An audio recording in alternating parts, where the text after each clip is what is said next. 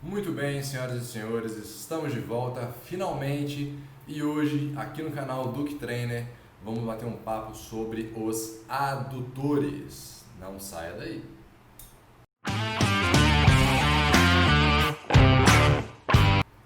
Muito bem, os adutores, né, eles são divididos, aí é uma questão mais anatômica, eles são divididos em três: adutor curto, adutor longo e adutor magno.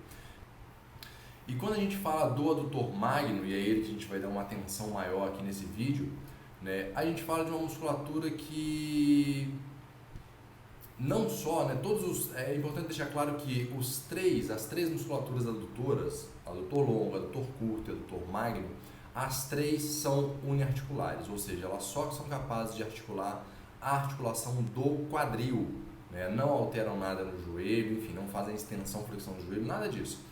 Né? E uma característica interessante do adutor, né, as três porções elas possuem duas funções iguais, né, nem semelhantes, são duas funções iguais.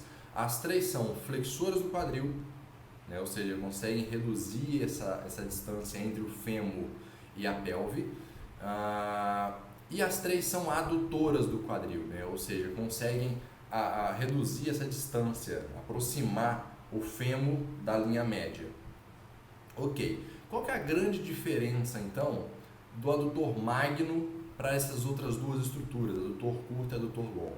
O adutor magno ele tem uma peculiaridade. Enquanto adutor longo e adutor curto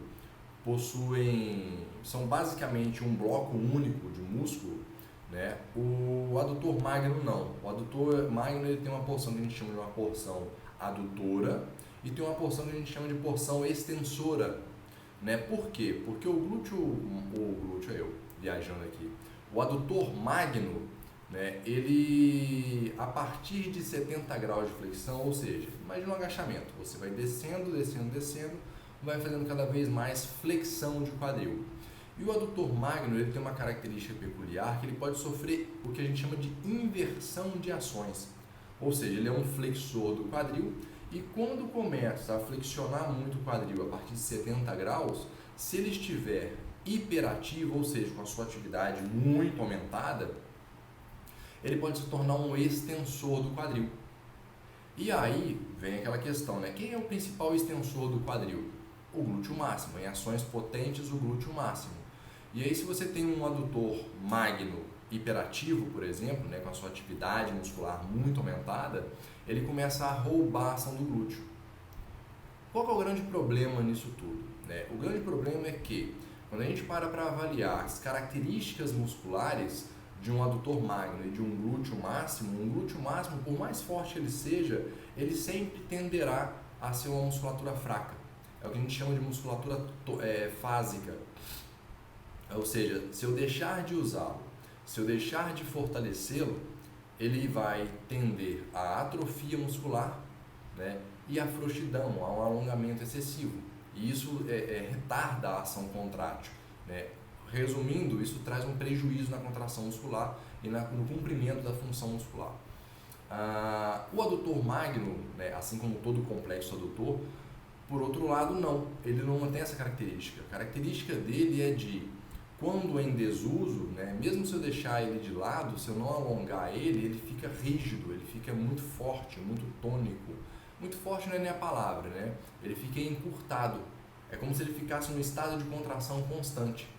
E aí você fica mais sujeito a lesão, fica mais sujeito à perda de ação do glúteo, né? Fica mais sujeito a longo prazo, né? Ou seja, cronicamente, fica mais sujeito a desenvolver uma patologia de joelho, mesmo ele não alterando o joelho, né? Mas como ele altera o fêmur, trazendo esse membro inferior mais para próximo da linha central, ele acaba alterando a disposição do joelho. Tá? Isso a gente pode falar mais a fundo no vídeo mais posterior. Enfim, o que eu tenho que fazer então para deixar esse adutor magno, ou os demais adutores também,